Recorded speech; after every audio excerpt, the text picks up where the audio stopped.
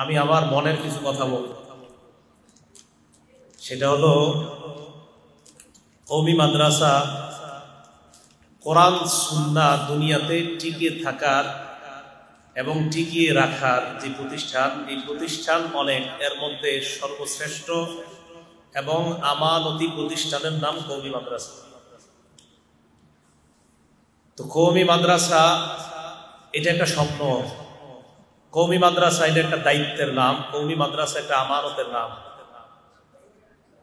এই জন্য রাসূল করিম সাল্লাল্লাহু আলাইহি সাল্লাম যে দুইটা জিনিস দুনিয়াতে রেখে গিয়েছেন, এই দুই জিনিসের হেফাজতের দায়িত্বের দাবি অনেকে করে দুনিয়াতে, কিন্তু নীরবভাবে যারা এই দুইটা জিনিস হেফাজতের দায়িত্ব পালন করে যাচ্ছে, এই প্রতিষ্ঠানের নাম হলো কওমি মাদ্রাসা।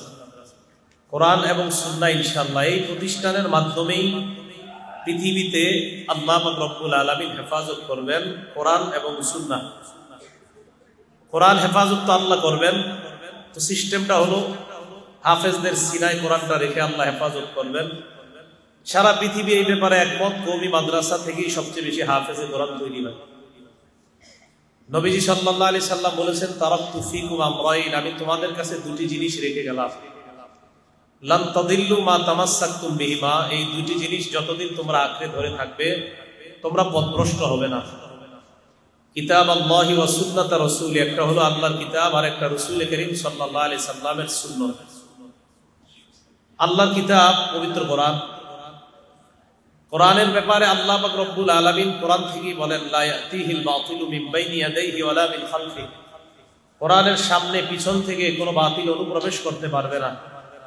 আল্লাহ বলেন, বাল নাকযিবু বিল হাক্কি আলাল বাতিলি ফায়াদমাগুহু ফাইদা হুয়া যাহিদ, আমি যখন কোনো বাতিলকে দেখি, হককে ওই বাতিলের উপর নিক্ষেপ করি, হককে ছুঁড়ে মারি বাতিলের উপর, ওই হক বাতিলকে চূর্ণ বিচূর্ণ করে দেয়। তো আল্লাহ হককে বাতিলের উপর চূর্ণ বিচূর্ণ করার জন্য মারবে কিভাবে? এটার জন্য একটা জামাতের প্রয়োজন, একটা দলের প্রয়োজন, যেই দল হককে বাতিলের উপর নিক্ষেপ করবে, আর এই দলটাই তৈরি হয় কওমি মাদ্রাসা। আল্লাহ বলেন, ইন্না নাহনু নাযালনা যিকরা ওয়া ইন্না লাহু লাহাফিজুন, সূরা হিজর 9 নম্বর আয়াত। আমি কোরআন নাযিল করলাম, এটা হেফাজত আমি করব। রাসূল করিম সাল্লাল্লাহু আলাইহি সাল্লামের সুন্নাহ এটাও দুনিয়াতে টিকিয়ে রাখতে হবে, যেন বেদাত অনুপ্রবেশ করতে না পারে ইসলামের মধ্যে। সহিহ বুখারীর 7281 নম্বর হাদিস, জাবির ইবনে আব্দুল্লাহ রাদিয়াল্লাহু তাআলা আনহু বর্ণনা, জাআত মালাইকাতুন ইলা নবী সাল্লাল্লাহু আলাইহি সাল্লাম ওয়া হুয়া নাইম, নবীজি সাল্লাল্লাহু আলাইহি সাল্লামের কাছে একদল ফেরেশতা আসছে এমন অবস্থায় যে নবীজি ঘুমন্ত ছিলেন। ফেরেশতারা আসার পর এক ফেরেশতা বললেন, ইন্নাহু নাইম, তিনি তো ঘুমিয়ে আছেন। ওয়াকালা বাদুহুম, আরেক ফেরেশতা বললেন, ইন্নাল আইনা নাইমা ওয়াল কলবা ইয়াকযান, তার চোখ ঘুমায় কিন্তু তার অন্তর জাগ্রত আছে। এই কথা বলার পর ফেরেশতারা বললেন, ইন্না লিসাহিবিকুম হাযা মাসালান ফাদরিবু লাহু মাসালা, যিনি ঘুমাইতেছে তার একটা দৃষ্টান্ত আছে, তোমরা দৃষ্টান্তটা বর্ণনা করে দাও। তখন আবার এক ফেরেশতা বললেন, তিনি তো ঘুমায়। আরেক ফেরেশতা বললেন, তার চোখ ঘুমায়, অন্তর ঘুমায় না। তখন ফেরেশতারাই বললেন, মাসালুহু কামাসালি রাজুলিন বানা দারান, আমাদের নবীজির দৃষ্টান্ত এমন এক ব্যক্তির মতো, যে ব্যক্তি একটা ঘর বানিয়েছে, ওয়াজআলা ফিহা মিনাল মা'দুবা, ঘরের মধ্যে একটা দস্তরখান বিছিয়েছে, দস্তরখানার মধ্যে সুস্বাদু খাবার, ওয়া বা'আসা দাইয়া, একজন আহ্বানকারীরে বাহিরে পাঠিয়েছে, যাও যাদেরকে পাইবা তাদেরকে দাওয়াত দিয়ে ঘরে নিয়ে আসবা। আহ্বানকারী বাহিরে গিয়ে দাওয়াত দিয়েছে। ফামান আজাবাদ দাইয়া, এই আমাকে আপনাকে আমাদেরকে দাওয়াত দিছে মনে করেন, আমরা যারা ওনার যাকে সাড়া দিয়েছি, দাখালাদ দার ওয়া আকালা মিনাল মা'দুবা, তারাই ওই ঘরে প্রবেশ করবে আর তারাই দস্তরখানের খাবার খেতে পারবে। ওয়া মান লাম ইউজিবিদ দাইয়া, আর যারা আহ্বানকারীর ডাকে সাড়া দিতে পারে না, লাম ইয়াদখুলিদ দার ওয়া লাম ইয়াকুল মিনাল মা'দুবা, তারা ঘরেও যেতে পারবে না, দস্তরখানের খাবারও খেতে পারবে না। কি বুঝলাম? ঘর, দস্তরখান, দস্তরখানের খাবার আর একজন আহ্বানকারী। নবীজি তো ঘুমিয়ে আছেন। ফেরেশতারা বললেন, আউযিলুহা লাহু, এটার ব্যাখ্যা দিয়ে দাও। তো আবার এক ফেরেশতা বললেন, আরে তিনি তো ঘুমায়। আরেক ফেরেশতা বললেন, ইন্নাল আইনা নাইমা ওয়াল কলবা ইয়াকযান, তার চোখ ঘুমায়, অন্তর ঘুমায় না। আমরা যা বলবো উনি শুনবে, সমস্যা নাই। তখন ফেরেশতারা ব্যাখ্যা দিতে লাগলেন, ফাদ্দারু আল জান্নাহ, ঘরের দৃষ্টান্ত হলো আল্লাহর জান্নাত, আহ্বানকারীর দৃষ্টান্ত মুহাম্মদ সাল্লাল্লাহু আলাইহি সাল্লাম। ওনার ডাকে যারা সাড়া দিবে তারাই জান্নাতে যেতে পারবে, তারাই জান্নাতের নাজ নেয়ামত ভোগ করতে পারবে। ওনার ডাকে যারা সাড়া দিতে পারবে না তারা জান্নাতেও যেতে পারবে না, জান্নাতের খাবারও খেতে পারবে না। ফেরেশতারা সর্বশেষ যে কথাটা বললেন, ফামান আতা মুহাম্মাদান ফাকাদ আতা আল্লাহ, যারা মুহাম্মদ সাল্লাল্লাহু আলাইহি সাল্লামের অনুসরণ করে তারা আল্লাহর অনুসরণ করে। ওয়ামান আসা মুহাম্মাদান ফাকাদ আসাল্লাহ, যারা মুহাম্মদ সাল্লাল্লাহু আলাইহি সাল্লামের নাফরমানি করে তারা আল্লাহর নাফরমানি করে। দেখেন এই জায়গায় নবীর নাফরমানি মানে আল্লাহর নাফরমানি। আমরা কবি মাদ্রাসার মধ্যে যারা আছে উলামায়ে কেরাম এবং ছাত্র, আমরা খুব সচেতন হতে হবে। বর্তমানে একের পরে এক দল বের হচ্ছে দুনিয়ার মধ্যে। নবীজি সাল্লাল্লাহু আলাইহি সাল্লাম এটা বলেও দিয়েছেন।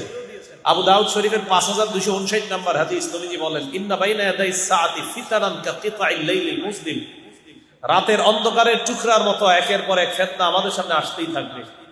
ইউসবিহু রাজুলু ফিহা মুমিনা ওয়া ইউমসি কাফিরা, সকালে মানুষ ইমানদার অবস্থায় কাটাবে, বিকাল বেলা বেঈমান হয়ে যাবে।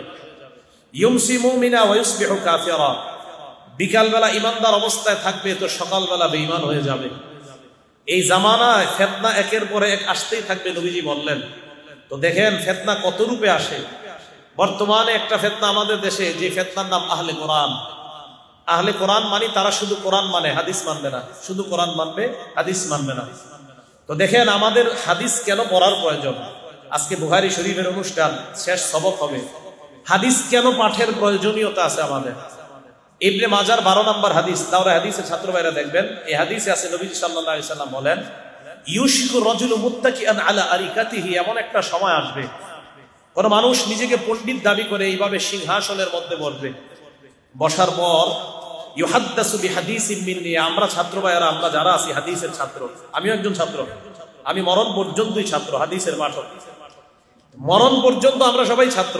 আমি নিজেকে ছাত্র মনে করি, ছাত্র ভাইদের সাথে আমিও ছাত্র। ছাত্র হওয়ার মধ্যে একটা উপকারিতা হলো অনেক ভুল হবে আমাদের, ভুল ক্ষমা করার জন্য আল্লাহ তাআলা আসেন। এই জন্য ছাত্র পরিচয়টাই বেশি ভালো। ইউহাদ্দাসু বিহাদিসিন মিন্নি, নবীর সামনে, নবী বলেন আমার হাদিস তার সামনে পেশ করা হবে। কার সামনে? পণ্ডিতের সামনে। ওই পণ্ডিত বলবে, বাইনানা ওয়া বাইনাকুম কিতাবুল্লাহ, আমাদের মাঝে কোরআন থাকতে হাদিসের কি দরকার? নাউজুবিল্লাহ। নবী বললেন, হেদায়েতের মাপকাঠি আমি দুইটা জিনিস রেখে গেলাম, কোরআন সুন্নাহ। হেদায়েতের মাপকাঠি কয়টা রেখে গেলাম? দুইটা, কোরআন সুন্নাহ। অথচ একদল বলতেছে কোরআন থাকতে হাদিসের কি প্রয়োজন। কথাটা খুব গভীরভাবে চিন্তা করা। নবীজি বলেন, এদেরকে বলবা যে এরা এই কথা যখন বলে, আরো আপনাকে বলবে, ফামা ওয়াজাদনা ফীহি মিন হারামিন হারামনা, এই কোরআনের মধ্যে যেটা হারাম পাই এটাই হারাম।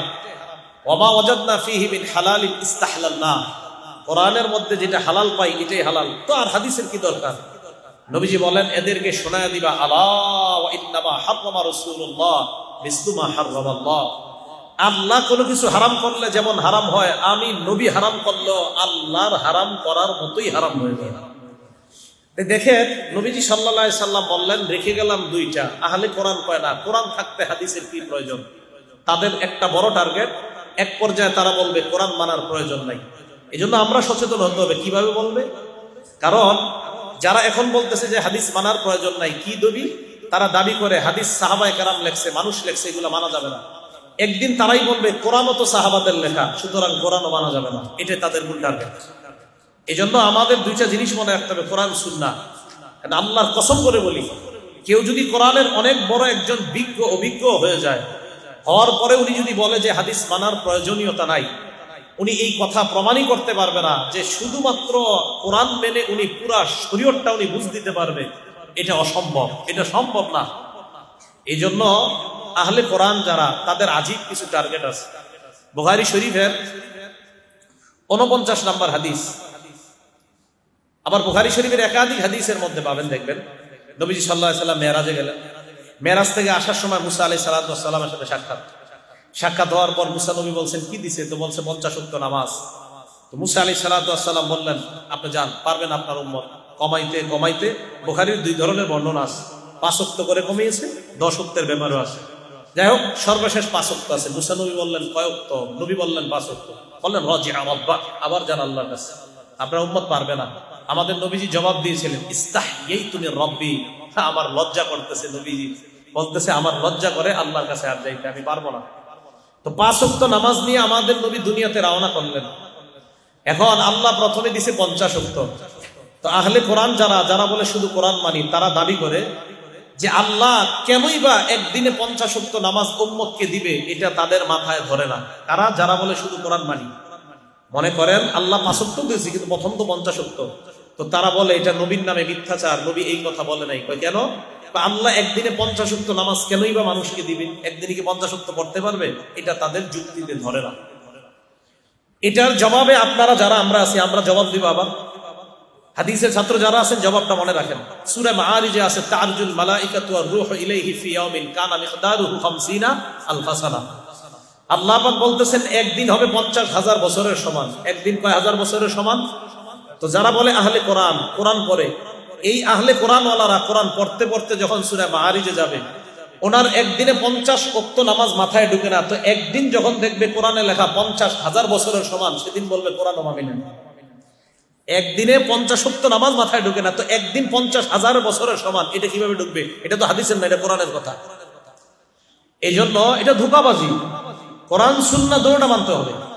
তা আমি এক ভক্ত আহলে কোরআন, যারা কোরআন শুধু মানে হাদিস মানে না, তার এক ভক্ত আগে এক কমি মাদ্রাসায় বছরে 1 লক্ষ টাকা দান করত, একটা মাদ্রাসায় নরসিংদী বা কোথাও। এখন আর উনি দান করে না। কেন? মাদ্রাসার মধ্যে কোরআন পড়ায়, হাদিসও পড়ায়। শুধু কোরআন পড়াবে যেই জায়গায়, সেখানে আমি দান করবো, হাদিস মানা যাবে না, ওনার দাবি। এই ভক্তকে আমি 3 মাস আগে প্রশ্ন করছি, আপনার গুরুজিকে বলবেন, যেই গুরুজির কথা শুনে আপনি আহলে কোরআন হয়ে গেলেন, ওনাকে বলবেন আল্লাহ যে বলছে একদিন 50,000 বছরের সমান, কোরআনের এই আয়াতটা উনি মানে কিনা? উনি তো একদিনে 50 ওয়াক্ত এটাই মানতে পারে না। 50 বেশি না 50,000 বেশি? তো 50,000 ওনার মাথায় ঢুকবে কিভাবে? কথা কি বুঝে আসছে সবার? এই কথা বলার পরে 3 মাস পর্যন্ত হয়ে গেল, এখনো পর্যন্ত জবাব আসে না। আল্লাহ জানে কবে আসবে। তো খায়ের যেটা বলতেছিলাম, কোরআন সুন্নাহ দুটোটা সামনে রাখতে হবে। কুসংস্কার মুক্ত সমাজ, রাষ্ট্র গড়ার জন্য কোরআন সুন্নাহর কোনো বিকল্প নাই। ছাত্র ভাই যারা আছেন, আপনাদের জীবনের পণ মত সব এটাই হবে। আপনি যদি বক্তা হন, আপনি যদি খতিব হন, আপনি যদি ইমাম হন, আপনি মাদ্রাসার যদি শিক্ষক হন, আপনি যদি মাইকের সামনে কোনোদিন বসেন, কোরআন সুন্নাহ ছাড়া যেন আপনার মুখ থেকে আর কিছু বের না হয়। এটা একটা চ্যালেঞ্জিং হিসাবে আপনি দাঁড় করাবেন, এবং এটার উপকারিতা আপনি বুঝতে পারবেন। হঠাৎ দেখবেন যে আমি হারিয়ে গেছি, আমার নামও থাকবে না এই দেশে, এরকম একটা সময় আসতে পারে। মরে গেছি, থাকবো না, কোথাও হারিয়ে গেছি, উদাও হয়ে গেছে, হতে বাধ্য করতে পারে কিছু মানুষ উদাও হতে। কিন্তু আমার টার্গেট, এদেশে কোরআন সুন্নাহর বিপ্লব ঘটাবো ইনশাআল্লাহ, যদি বেঁচে থাকি। কোরআন সুন্নাহর বিপ্লব ঘটতেই হবে এদেশে, আর এটা ঘটানো যাবে কওমি মাদ্রাসার মাধ্যমে, এছাড়া উপায় নাই, বিকল্প। এই জন্য কওমি মাদ্রাসার ছাত্র আপনারা দেখাই দিতে হবে কোরআন সুন্নাহ এটা আমাদের দ্বারাই সম্ভব, এটা অন্যদের দ্বারা না। অন্যদের দ্বারা ব্যাখ্যা হবে উল্টা, আমাদের দ্বারা ব্যাখ্যা হবে সঠিক। তো নবীজি সাল্লাল্লাহু আলাইহি সাল্লাম বলে দিলেন, একের পর এক ফিতনা আসবে। আপনারা জানেন বিখ্যাত হাদিস, আবু দাউদ শরীফের 5297 নম্বর হাদিসের বর্ণনা। রাসূল করিম সাল্লাল্লাহু আলাইহি সাল্লাম বলেন, আলা ইন্না মান কানা ক্বাবলাকুম মিন আহলিল কিতাব, তোমাদের পূর্বে আহলে কিতাব যারা, ইফতারাকু আলা 72 মিল্লাহ, তারা 72 দলে বিভক্ত হয়ে গেছে। কয় দলে বিভক্ত হয়েছে? 72 দলে। তো তারা বিভক্ত হয়েছে 72 দলে। নবীজি সাল্লাল্লাহু আলাইহি সাল্লাম বলেন, ওয়া ইন্না হাদিহিল মিল্লাহ সাতাফতারিকু আলা 73 মিল্লাহ, এই উম্মত বিভক্ত হবে 73 দলে। 72টা দল যাবে জাহান্নামে, একটা দল যাবে জান্নাতে। এখন দেখেন এই একদল জান্নাতি কারা, এটা আমরা মানুষকে বুঝাইতে হবে যে এই একদল জান্নাতি এই যুগে কারা, এটা এই যুগের জনগণকে আপনি বুঝাইতে হবে। তো রাসূল করিম সাল্লাল্লাহু আলাইহি সাল্লামের একটা হাদিস এখানে আমরা আনছি, মুসনাদে আহমদ, এটা মাদ্রাসায় পড়ানো হয় না, 4437 নম্বর হাদিস। নবী সাল্লাল্লাহু আলাইহি সাল্লাম খাত্ত রাসূলুল্লাহ বিয়াদিহি, নবীজি একটা দাগ দিলেন হাতে। দাগ দেওয়ার পর নবীজি বললেন, হাদা সাবিলুল্লাহি মুস্তাকিমা, এটাই হলো আল্লাহর সোজা রাস্তা। খাত্ত আন ইয়ামিনিহি ওয়া শিমালিহি, ডানে বামে অনেকগুলা দাগ দিলেন। দাগ দেওয়ার পর বললেন, হাদিহি সুবুল, রাস্তা একটা সোজা, আশেপাশে অনেকগুলা রাস্তা। এটা বলার পর নবীজি বললেন, শোনো, লাইসা মিনহা সাবিল ইল্লা আলাইহা শায়তান, আশেপাশের রাস্তার প্রত্যেকটার উপরে একটা শয়তান দাঁড়ায় আছে। এই শয়তান ইয়াদউহু ইলাই, তোমাকে ডাকতেছে। মনে রাখবেন, শয়তান একজন না, অসংখ্য অগণিত শয়তান আমাকে, ওনাকে, আপনাকে, প্রত্যেককে ডাকতেছে। একজনকে অসংখ্য অগণিত শয়তান ডাকতেছে জাহান্নামের দিকে। তখন আপনারা বুঝিয়ে দিতে হবে ওই অসংখ্য অগণিত পথগুলা 72 দলের পথ। সাবিলুল্লাহি মুস্তাকিমা, এটা হলো আল্লাহর পথ একদল।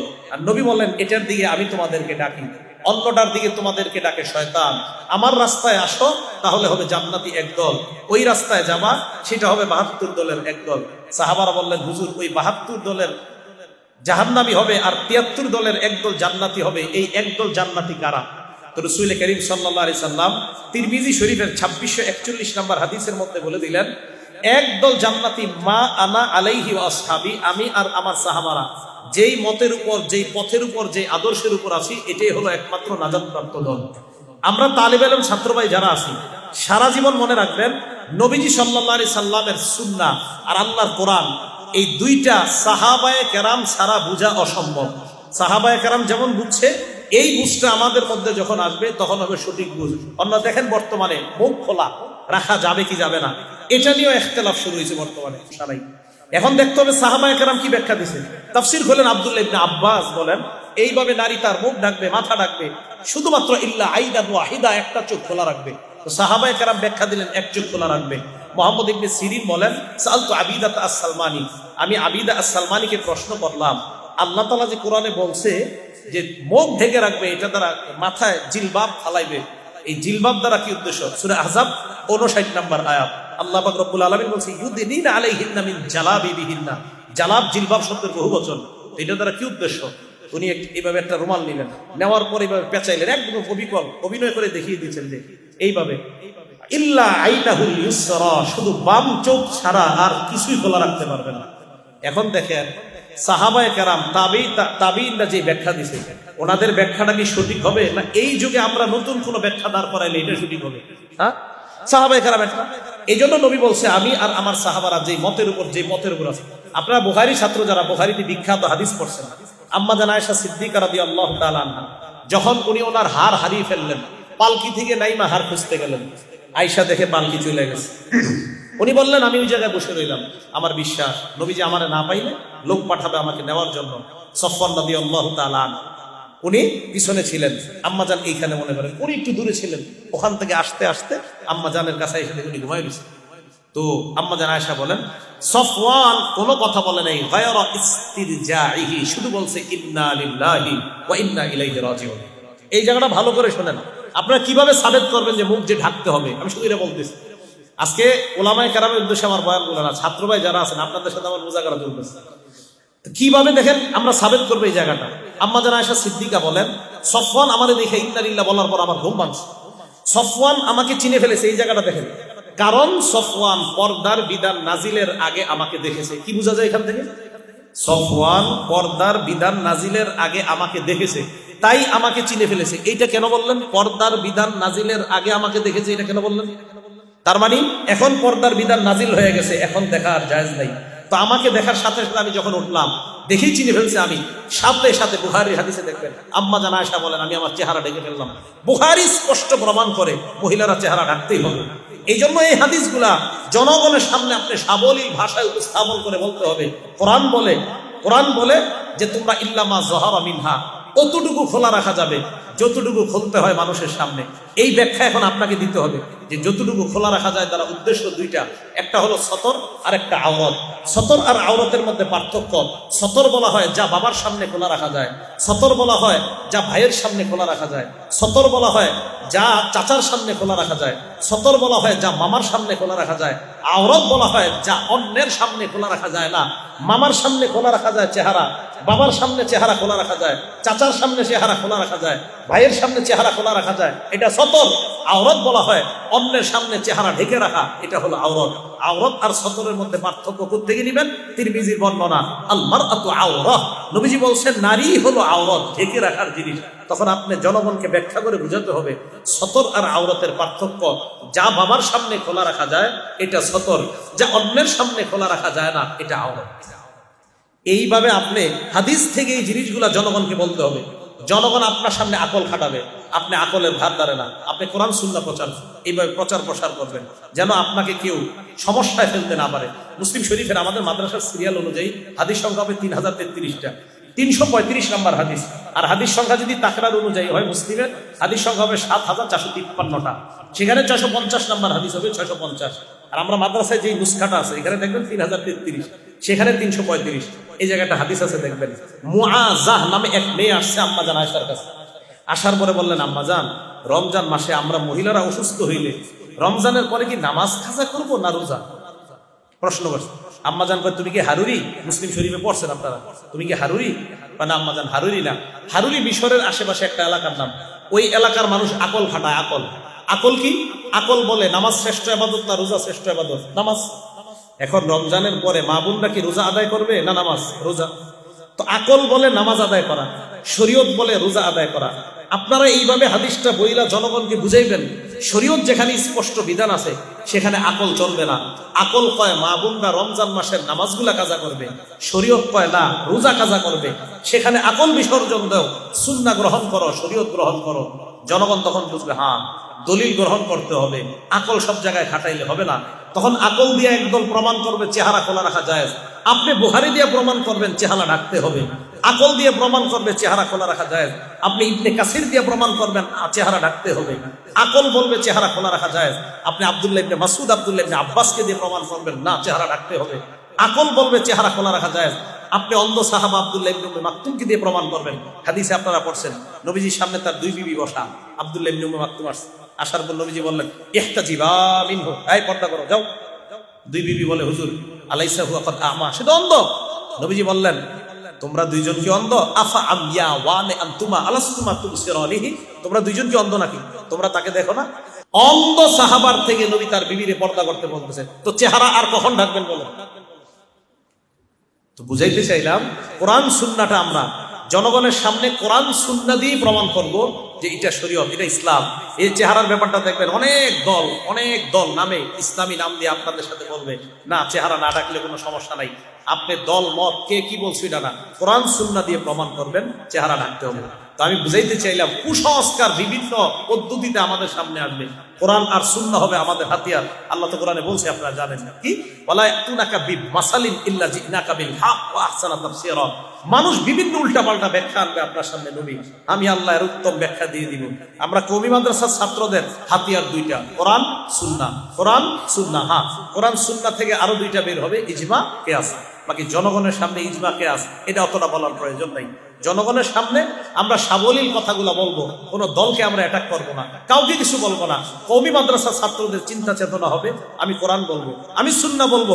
1 ঘন্টা আমি মাইকের সামনে কোরআন সুন্নাহ বলে মানুষের থেকে বিদায় নিব। মানুষ আগামীকাল আপনাকে নিয়ে চিন্তা করবে, হ্যাঁ মৌলভী সাহেব তো কথাগুলো সত্যই বলছে, এটা নিয়ে আপনাকে চিন্তা করবে, ফিকির করবে। তাহলে আকল আর শরীয়ত যে জিনিসটা বুঝাইলাম, ফিতনা আসলে এখানে আকল বিসর্জন দেওয়া, শরীয়ত গ্রহণ করা।